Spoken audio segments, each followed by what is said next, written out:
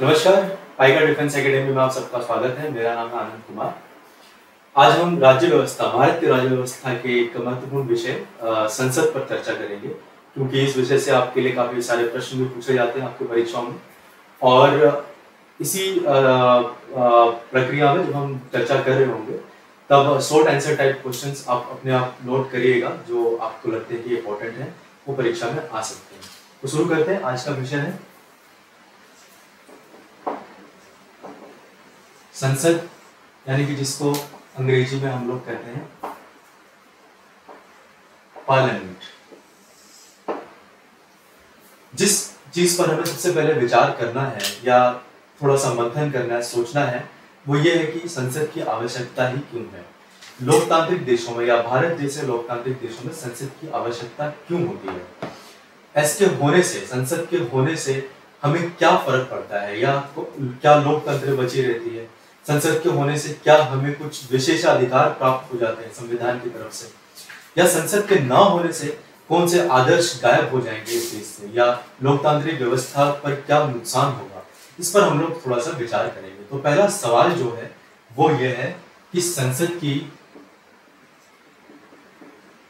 आवश्यकता ही क्यों है, संसद की क्या आवश्यकता है, इससे क्या फर्क पड़ता है, एक लोकतांत्रिक देश में इससे क्या फर्क पड़ता है। तो सबसे पहले हम इस बात पर विचार करेंगे कि आप सब जानते हैं कि भारत एक लोकतांत्रिक देश है, और एक लोकतंत्र देश का जो सबसे मूल आदर्श होता है, वैसे तो बहुत से आदर्श होते हैं, जैसे कि समानता का आदर्श होता है, स्वतंत्रता का आदर्श होता है, उसी प्रकार एक बहुत ही मूल आदर्श जो होता है लोकतांत्रिक देश में, वो है हिस्सेदारी यानी भागीदारी का होना। यानी कि लोकतंत्र के देश में जितने भी नागरिक हैं उनकी भागीदारी होती है। किस चीज में भागीदारी होती है, यानी कि देश को लेकर कोई भी निर्णय लिया जाए, देश के नागरिकों के हित या उनके कल्याण के लिए या देश के हित के लिए कोई भी निर्णय लिया जाएगा, या इस देश के संसाधन का उपयोग किस प्रकार किया जाए, इसको लेकर कोई निर्णय अगर लिया जाएगा तो इसमें हम सबकी भागीदारी होगी, हम सब यानी कि सभी नागरिकों की भागीदारी होगी। तो लोकतंत्र देश का जो मूल आदर्श है वो ये है कि निर्णय में यानी डिसीजन मेकिंग में सभी नागरिकों की भागीदारी होती है, यानी कि पार्टिसिपेशन होता है, सभी नागरिकों का पार्टिसिपेशन होता है। लेकिन अब सवाल यह है कि हम भागीदारी या हिस्सेदारी कैसे लेते हैं, या भारत या इस देश के निर्णय या डिसीजन मेकिंग में हमारी भागीदारी कैसे होती है, हम कैसे पार्टिसिपेट करते हैं। 125 करोड़ की जनसंख्या है, क्या हर विषय पर सभी लोग बैठकर चर्चा करके किसी निर्णय पर आ सकते हैं? हर छोटी छोटी घटना या हर किसी नीति के बारे में क्या 125 करोड़ लोग बैठकर चर्चा करें और फिर उस पर कानून बने या कोई नीति बने? क्या ऐसा संभव है? ऐसा संभव नहीं है। तो हमारी भागीदारी को सुनिश्चित कैसे किया जाता है, कैसे हम प्रत्यक्ष या अप्रत्यक्ष रूप से इस देश के निर्णय में भागीदारी होते हैं? तो उसका जवाब है कि किसी भी लोकतांत्रिक देश में आपकी भागीदारी के लिए चुनाव कराए जाते हैं। ये तो हम सभी जानते ही हैं कि हमारे देश में चुनाव होता है। तो चुनाव से होता क्या है? क्या सिर्फ यही है कि हम चुनाव से हमारे प्रतिनिधि को चुन लेते हैं और फिर वो प्रतिनिधि संसद में जाकर बैठ जाते हैं? ऐसा नहीं है। चुनाव से ये चीज सुनिश्चित होती है कि चुनाव के द्वारा हम अपने प्रतिनिधि को चुनते हैं, क्योंकि हमारे पास इतना समय नहीं है कि हम हर विषय पर चर्चा करें, या हम बाकी देश की छोटी छोटी घटनाएं या जो भी कानून बनाए जाए इसके लिए पूरे 125 करोड़ लोग बैठकर उस पर चर्चा करें और कानून बनाए। ऐसा संभव नहीं है। तो इसलिए हम क्या करते हैं, हम अपनी तरफ से एक प्रतिनिधि को चुनते हैं, एक ऐसे इंसान को चुनते हैं जो हमारी तरफ से निर्णय लेगा या कोई भी डिसीजन लेगा, कोई नीति बनानी है, कोई कानून बनाना है, हमारे लिए क्या हित है और क्या अहित है, इसका निर्णय हमारा प्रतिनिधि हमारी तरफ से लेगा। तो इसलिए लोकतंत्र में हम सबकी भागीदारी होती है। भागीदारी सुनिश्चित कराने के लिए चुनाव किए जाते हैं। चुनाव से हम अपने प्रतिनिधियों को चुनते हैं।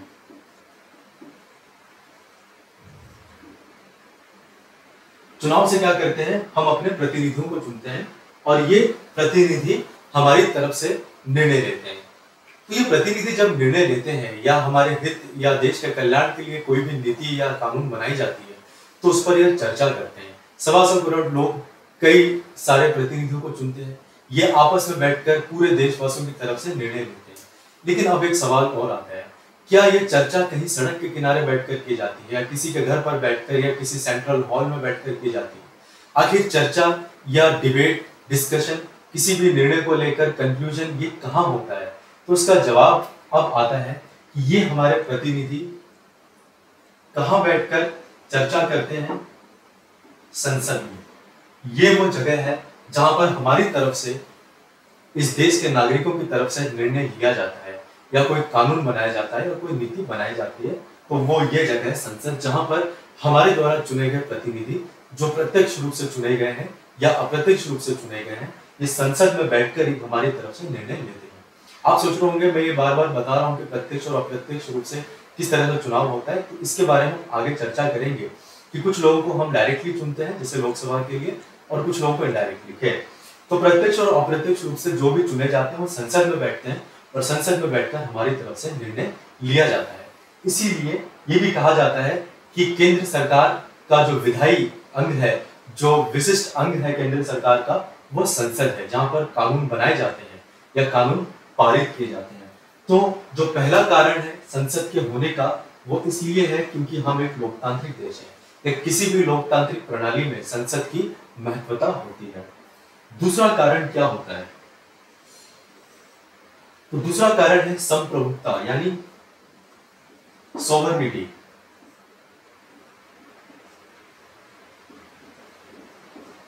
संप्रभुत्वता यानी कोई राष्ट्र अगर संप्रभुत्व है तो उसकी निशानी संसद है। संप्रभुत्व का क्या मतलब होता है, पहले हमें ये समझना होगा। यानी कि अगर एक कंट्री सॉवरेन है, अगर एक राष्ट्र संप्रभुत्व राष्ट्र है, तो उसका क्या मतलब होता है? संप्रभुत्व राष्ट्र का मतलब ये होता है कि वो देश, वो राष्ट्र अपने लिए निर्णय लेता है या राष्ट्र के द्वारा चुने गए प्रतिनिधि ही देश के लिए निर्णय लेते हैं या उसके हित के बारे में सोचते हैं। कोई दूसरा देश अपने निर्णय को इस देश पर आरोपित नहीं कर सकता। यानी कि ब्रिटेन, अमेरिका या रूस हमारे लिए निर्णय नहीं लेगा हमारे संसाधन का उपयोग किस प्रकार हो, हमारे देश में किस तरह के कानून हो, इसका निर्णय हमारे प्रतिनिधि लेंगे, ना कि दूसरे देशों के लोग। तो इसको हम लोग संप्रभुता कहते हैं। तो संसद यानी कि वो जगह जहां पे हमारे द्वारा चुने गए लोग इस देश के नागरिकों के लिए निर्णय लेते हैं, कोई दूसरे देश के लोग हमारे लिए निर्णय नहीं ले सकते। तो संसद के होने से दो चीजें निश्चित हो जाती हैं। एक ये कि एक लोकतांत्रिक देश है और इसमें नागरिकों की भागीदारी सुनिश्चित करी गई है, और दूसरा ये कि हम एक संप्रभुत्व राष्ट्र है यानी कि सॉवरेन कंट्री है, क्योंकि संसद में बैठे लोग हमारे देश के लिए निर्णय ले रहे हैं, कोई दूसरे देश के लोग हमारे लिए निर्णय नहीं ले सकते। इसीलिए संसद की आवश्यकता है। संसद के होने से इस मूल आदर्श का पता चलता है कि इस देश में सभी नागरिकों की भागीदारी है शासन चलाने में, और दूसरा इस देश पर किसी और देश का निर्णय आरोपित नहीं होता। इस देश के लोग खुद अपने में निर्णय लेते हैं और अपने ही लिए कानून बनाते हैं। तो इसलिए संसद की आवश्यकता है। आशा करता हूं आप लोगों को ये बात क्लियर हो गई होगी। अब प्रश्न यह आता है कि संसद क्या है?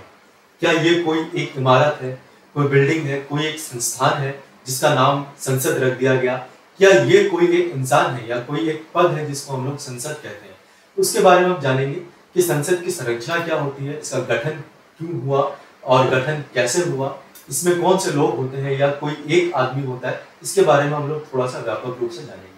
तो सबसे पहले, जैसा कि आप सब जानते हैं कि राज्य व्यवस्था की सारी बातें, कि किसी देश की राज्य व्यवस्था कैसे चलेगी या किसके क्या अधिकार हैं, किसके क्या कार्य और कार्य प्रणाली क्या होनी चाहिए, इन सब का उल्लेख संविधान में होता है।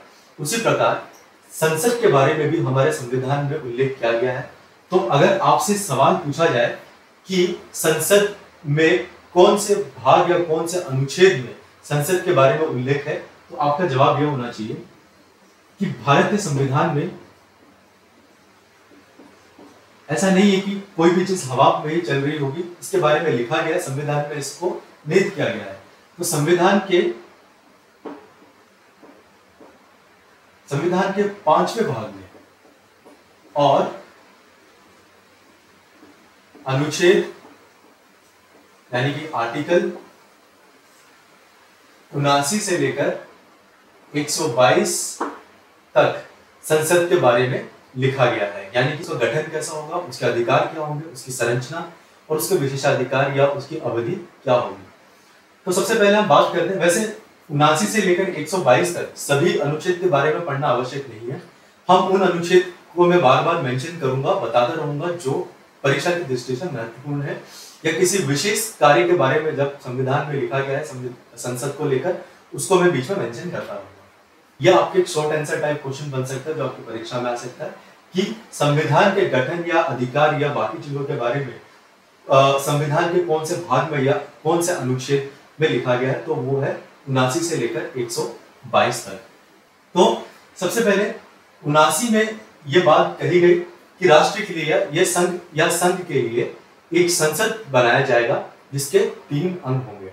यानी कि आपको ये याद रखना है कि जब भी संसद के अंग की बात करी जाती है कि इसमें कितने अंग होंगे या संसद में क्या होगा, उसका गठन किस प्रकार होगा, तो वो अनुच्छेद 79 में लिखा गया है। क्या मेंशन किया गया है अनुच्छेद 79 यानी आर्टिकल 79 में कि संसद का गठन होगा संघ के लिए या राष्ट्र के लिए संसद का गठन होगा, और संसद के गठन में इसके 3 अंग होंगे। यानी जैसे कि मैंने पहले बताया था कि संसद किसी इंसान का, किसी पद का या किसी इमारत का नाम नहीं है, ये 3 अंगों को मिलाकर बनता है संसद। वो अंग कौन कौन से हैं? पहला है राष्ट्रपति,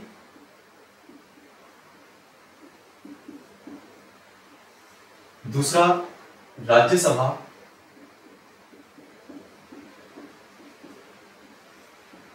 और तीसरा है लोकसभा।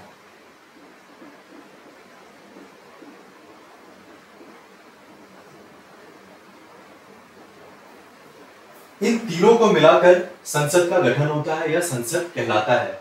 संसद किसी एक सदन या एक इमारत या एक पद का नाम नहीं है, इन तीनों अंगों को मिलाकर संसद बनता है अकॉर्डिंग टू आर्टिकल 79 में लिखा गया कि संघ की आवश्यकता है कि एक संसद का निर्माण या संसद का गठन होगा जिसके 3 अंग होंगे, राष्ट्रपति, राज्यसभा और लोकसभा।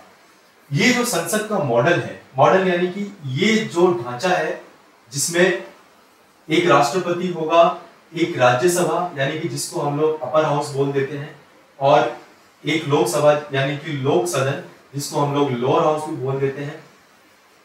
तो ये जो ओवरऑल पूरा ढांचा है इसको हम लोग एक और नाम से भी जानते हैं जिसको हम लोग कहते हैं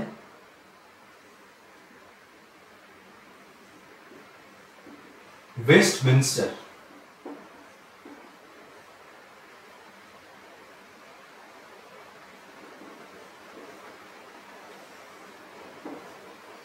वेस्टमिंस्टर प्रणाली या ढांचा या मॉडल, आप कुछ भी कहिए, इसको वेस्टमिंस्टर मॉडल के नाम से भी जाना जाता है। तो इसको वेस्टमिंस्टर मॉडल क्यों कहा जाता है? हमारी जो संसदीय प्रणाली है वो बहुत हद तक ब्रिटिश की संसदीय प्रणाली से मेल खाती है, यानी बिल्कुल उसी के ढांचे के अनुरूप ही हमारा संसदीय प्रणाली भी बना है या संसदीय मॉडल बना है। जिस प्रकार हमारे 3 स्तंभ है या 3 अंग है संसद के, राष्ट्रपति, राज्यसभा और लोकसभा, ब्रिटेन के भी इसी प्रकार राष्ट्रपति की जगह ताज आता है, यानी कि एरिस्टोक्रेटिक फैमिली यानी कि किंग या क्वीन की जगह आती है यहाँ पे। उसके बाद उनके वहां पे भी अपर हाउस और लोअर हाउस आता है, ये तीनों मिलकर वहां पे भी संसद बनाते हैं यानी पार्लियामेंट बनाते हैं, और पार्लियामेंट की सीट को वहां पे वेस्टमिंस्टर पैलेस कहा जाता है। क्योंकि हमारा जो ढांचा है, संसदीय मॉडल है, जो संसदीय प्रणाली और ब्रिटेन की संसदीय प्रणाली से बहुत ज्यादा मेल खाती है, इसलिए हमारी संसदीय प्रणाली को वेस्टमिंस्टर प्रणाली या वेस्टमिंस्टर मॉडल भी कहा जाता है। तो ये एक ऐसे ही नॉलेज के लिए इसको भी ध्यान में रखिएगा कि हमारे संसदीय प्रणाली को वेस्टमिंस्टर मॉडल क्यों कहा जाता है। ये नाम एक्चुअली आया है वेस्टमिंस्टर पैलेस से, जो कि ब्रिटेन में है। ये ब्रिटेन की पार्लियामेंट की सीट है, और जैसे कि हमारे यहाँ पे 3 अंग है संसद के, राष्ट्रपति, राज्यसभा और लोकसभा, वैसे ही ब्रिटेन में भी राष्ट्रपति की जगह ताज और फिर अपर हाउस और लोअर हाउस जैसी जगह अंग आते हैं। तो इसको हम लोग वेस्टमिंस्टर मॉडल भी कहते हैं। तो ये संसद का, अभी तक हमने ये जाना कि संविधान के 5वें भाग और अनुच्छेद 79 से 122 तक में संसद के गठन, अधिकार, विशेषाधिकार, संरचना एवं उसकी अवधि के बारे में बात की गई है।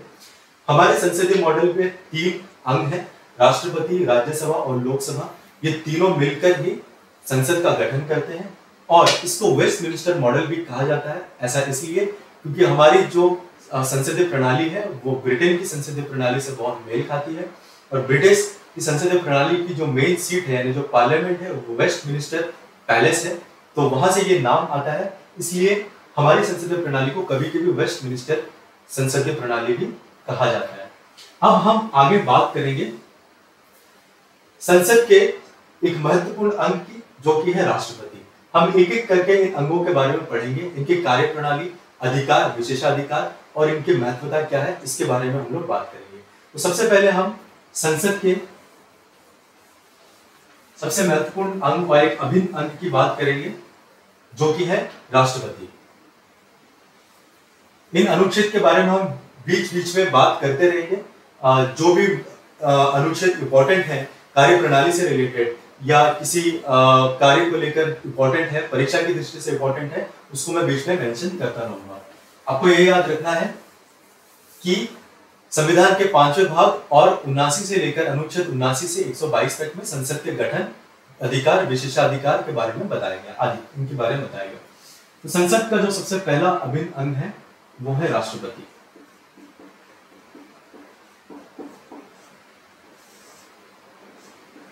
अब प्रश्न यह है कि राष्ट्रपति संसद के एक अभिन्न अंग कैसे बनते हैं, इनके कार्य या इनकी जिम्मेवारियां क्या होती हैं।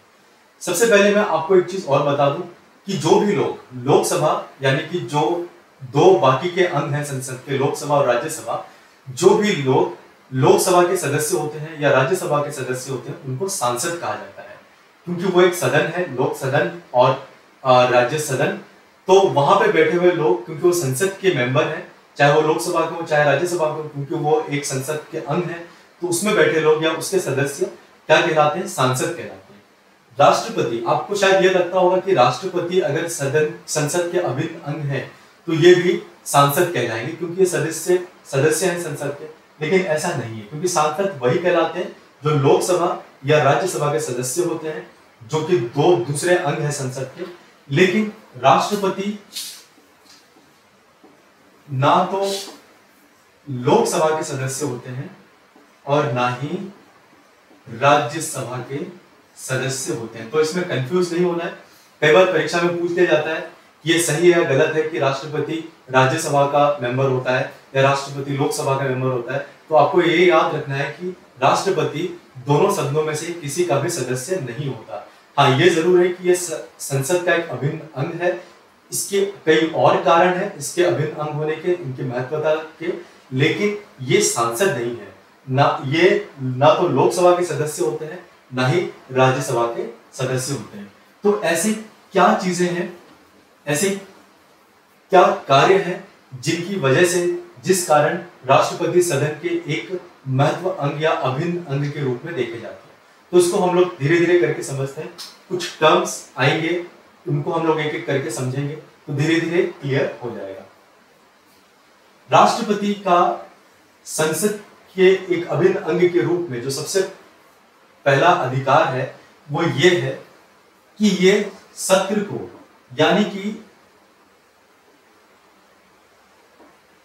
लोकसभा के सत्र को या राज्यसभा के सत्र को आहूत करते हैं। आहूत एक हिंदी शब्द है, इसका अंग्रेजी शब्द यह है समन। समन का मतलब होता है बुलावा या किसी को बुलाना। राष्ट्रपति जो बाकी के दो अंग हैं संसद के, लोकसभा और राज्यसभा, उनके जो मेंबर्स हैं, सदस्य हैं, उनको बैठक के लिए सम्मान कर सकते हैं, यानी उनको बुला सकते हैं कि अब आइए और किसी विषय पर चर्चा करना है, किसी विषय पर निर्णय लेना है, तो अब बैठक शुरू करिए। इसका जो अधिकार है, इसको बुलाने की जो सम्मान करने की शक्ति है, वो राष्ट्रपति के पास है। संविधान के अनुच्छेद, ये याद रखना है, संविधान के अनुच्छेद 85 एक ब्रैकेट में आता है, इसके अंतर्गत राष्ट्रपति को यह ताकत दी गई है, यह शक्ति प्रदान की गई है कि वो सदन यानी कि लोकसभा या राज्यसभा के सदस्यों को आहूत कर सकते हैं या सम्मान कर सकते हैं। ठीक है, इनके सत्र का प्रारंभ कर सकते हैं। सत्र का मतलब होता है सेशन, जिसको इंग्लिश में सेशन कहा जाता है। सेशन क्या होता है, सत्र को थोड़ा सा समझ लीजिए। सत्र कुछ इस प्रकार है कि मान लीजिए जब आप स्कूल में पढ़ते थे तो आपकी इंग्लिश सब्जेक्ट की क्लास शुरू होती है 9 बजे और 10 बजे वो समाप्त होती है। तो 9 बजे जब वो प्रारंभ होती है और 10 बजे जब वो समाप्त होती है, इसके बीच के समय को सत्र कहा जाता है, यानी कि सेशन कहा जाता है। उसी प्रकार जब सेशन प्रारंभ होता है, राज्यसभा का लोकसभा का सत्र प्रारंभ होता है, उसको सत्र प्रारंभ होना कहते हैं।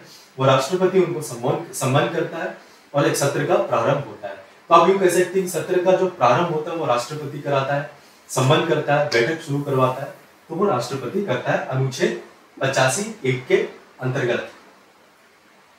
सत्र शब्द को याद रखना है। सत्र मतलब होता है प्रारंभ, बैठक के प्रारंभ और बैठक के अंत तक के जो समय है, बीच का समय, उसको सत्र कहा जाता है।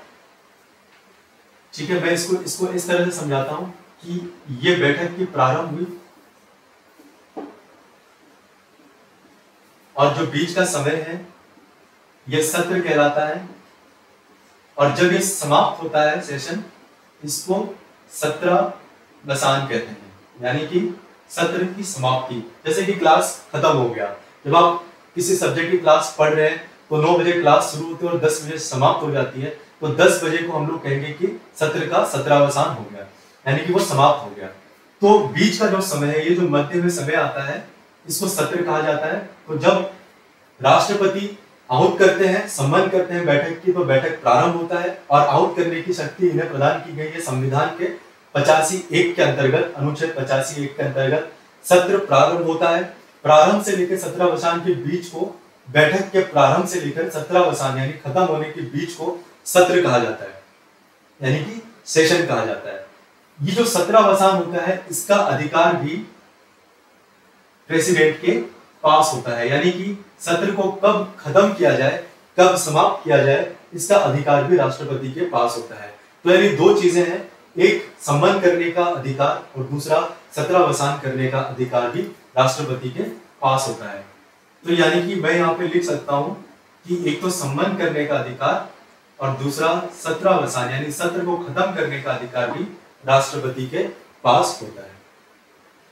यहाँ पे एक चीज और बता दूं कि अमूमन हमारे देश में संसद में 3 तरह के सत्र होते हैं।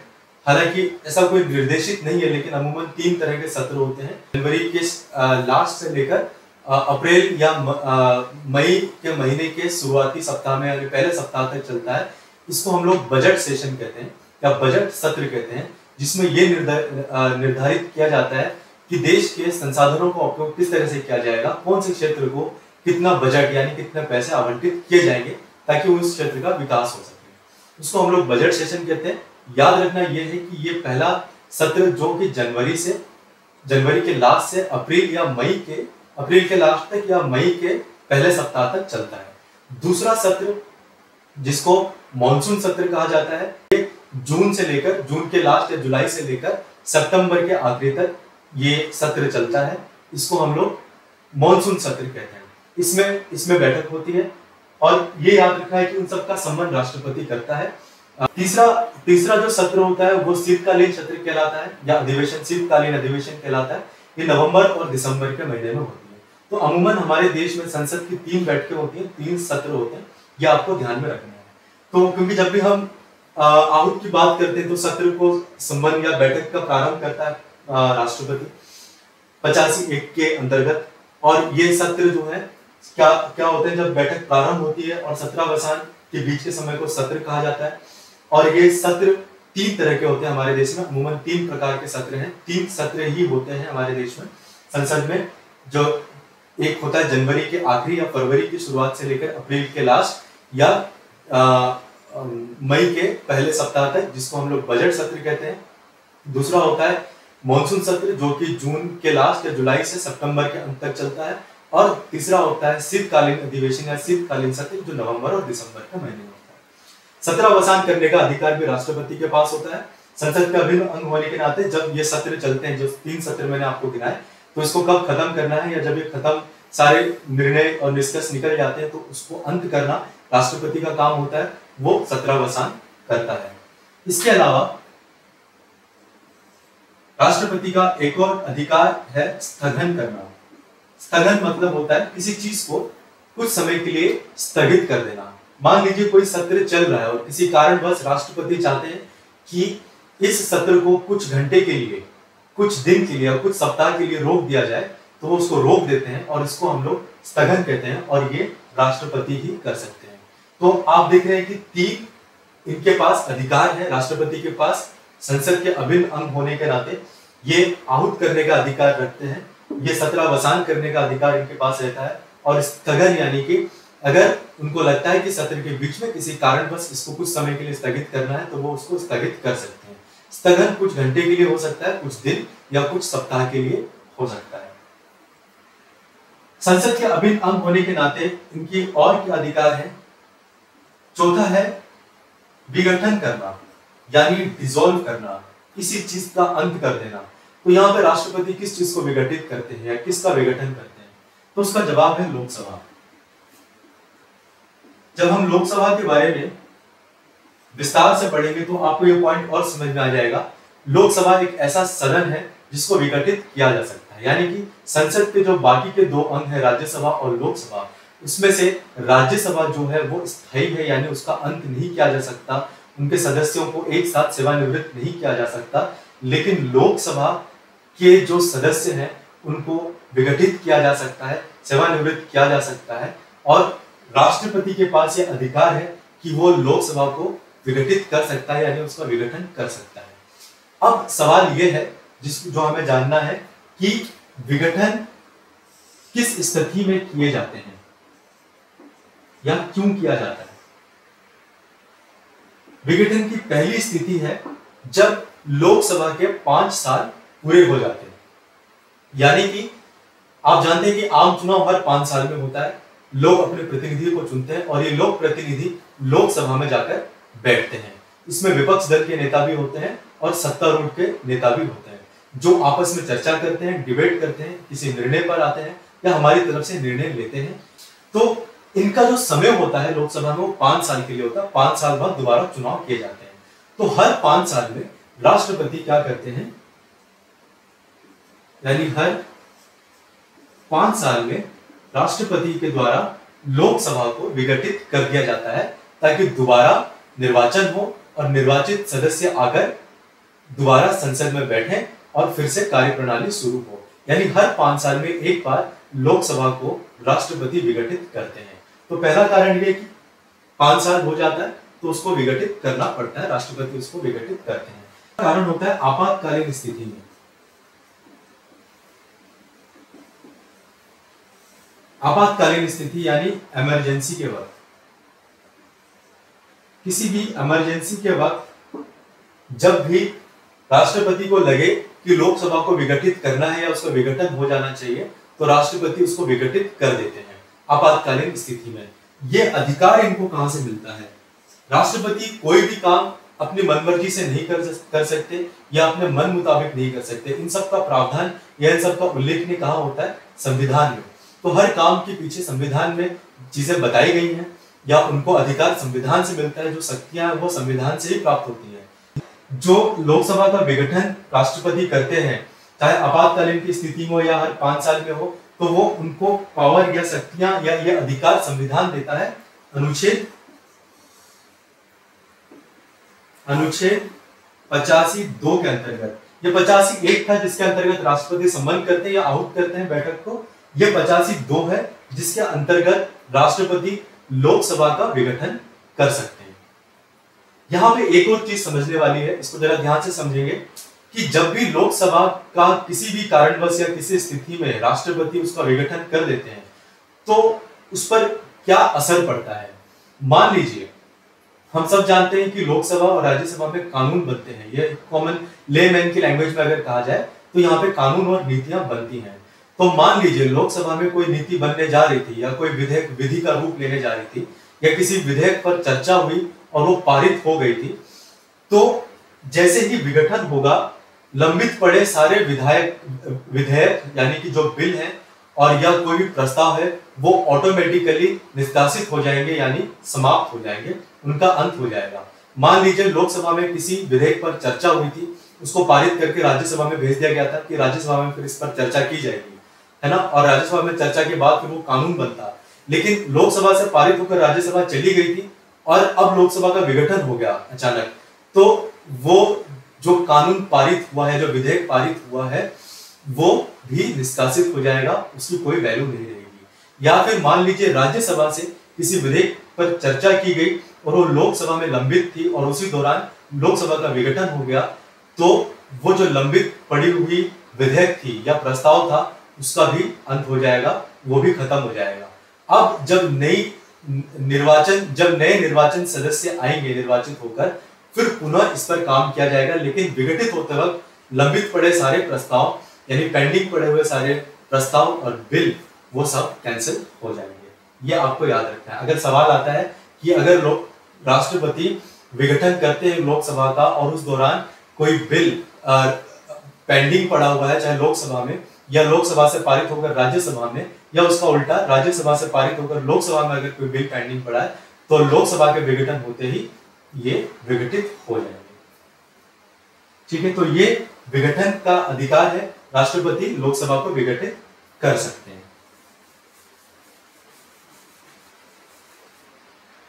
इसके अलावा राष्ट्रपति एक और महत्वपूर्ण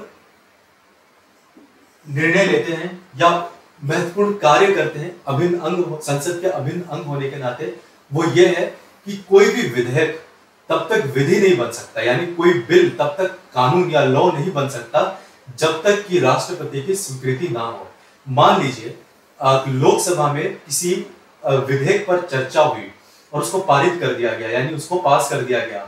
अब वो विधेयक जाता है राज्यसभा में, राज्यसभा में फिर उस पर चर्चा की जाती है और राज्यसभा ने भी उस विधेयक को पारित कर दिया, यानी अपनी मंजूरी दे दी कि ये विधेयक कानून बनना चाहिए, इस बिल को कानून में रूपांतरण कर देना चाहिए।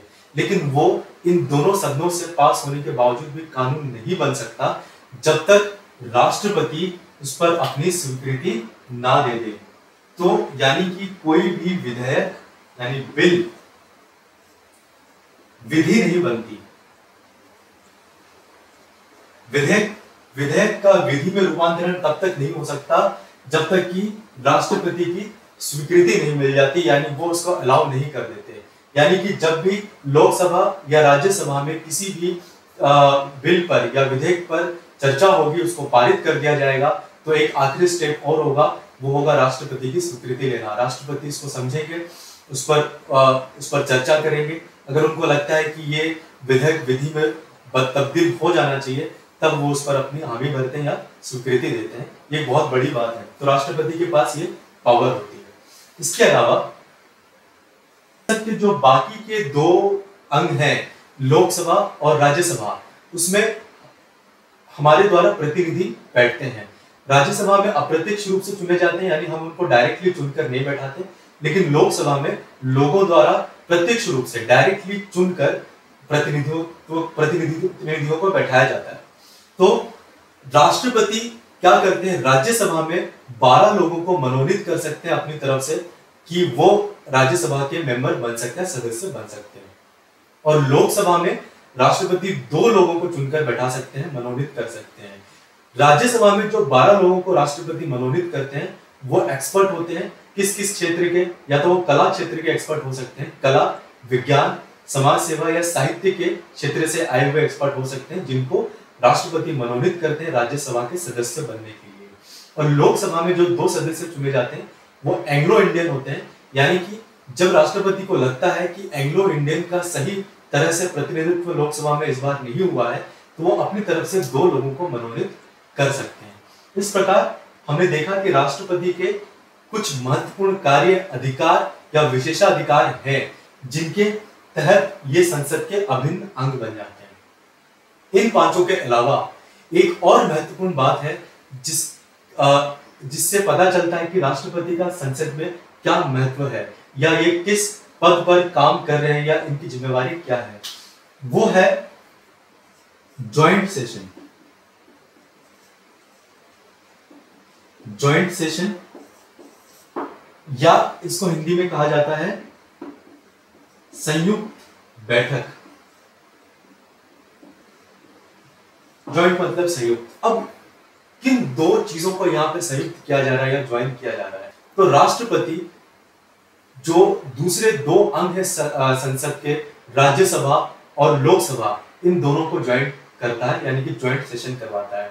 राष्ट्रपति के आदेश पर या उनके आह्वान करने पर या उनके कहे जाने पर 2 अलग अलग जो सदन है, लोकसभा और राज्यसभा, इनका ज्वाइंट सेशन होता है। ठीक है, ज्वाइंट सेशन यानी ऐसा होता है कि जब भी किसी विषय पर चर्चा होती है, किसी विधेयक पर या किसी प्रस्ताव पर चर्चा होती है, तो लोकसभा अपने लोक सदन में चर्चा करती है और उसी विषय पर राज्यसभा राज्य सदन में चर्चा करती है। दोनों अलग अलग रूप से चर्चा करते हैं, लेकिन कभी कभी राष्ट्रपति के कहने पर उसी विषय पर ये लोग एक साथ बैठकर चर्चा करते हैं।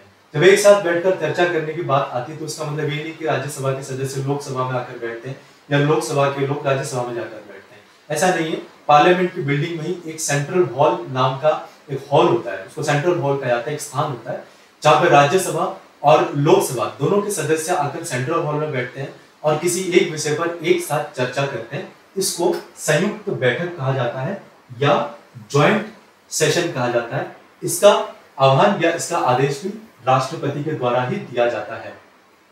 अब जो एक सवाल और आ रहा होगा आपके दिमाग में, परीक्षा में भी कई बार पूछ लिया जाता है कि संयुक्त बैठक कौन सी स्थिति में राष्ट्रपति कराता है या संयुक्त बैठक की जरूरत क्यों पड़ती है। तो इसको थोड़ा सा संक्षिप्त में समझ लेते हैं कि संयुक्त बैठक की जरूरत कब पड़ती है। तीन मूल रूप से स्थिति होती है जब राष्ट्रपति संयुक्त बैठक कराता है। पहला, मान लीजिए किसी संशोधन पर चर्चा चल रही है लोकसभा और राज्यसभा में, वो किसी एक संशोधन को लेकर संविधान में कानून में कोई संशोधन कराना चाहते हैं, लेकिन वो दोनों मिलकर किसी सहमति पर नहीं आ पा रहे या वो दोनों सहमति नहीं बना पा रहे। लोकसभा भी सहमत नहीं है किसी बात को लेकर, राज्यसभा भी अपनी किसी बात को लेकर सहमत नहीं और दोनों अड़े हुए हैं और किसी सहमति पर नहीं आ पा रहे। तो राष्ट्रपति क्या करता है, संविधान के अनुच्छेद 108 के अंतर्गत, इसको याद रखना है, अनुच्छेद 108 के अंतर्गत संयुक्त बैठक बुलाता है, यानी कि सेंट्रल हॉल में दोनों को बुलाता है कि दोनों साथ में बैठकर उस विषय पर चर्चा करें, जो संशोधन वो करने वाले को उस पर चर्चा करें और किसी सहमति पर आए।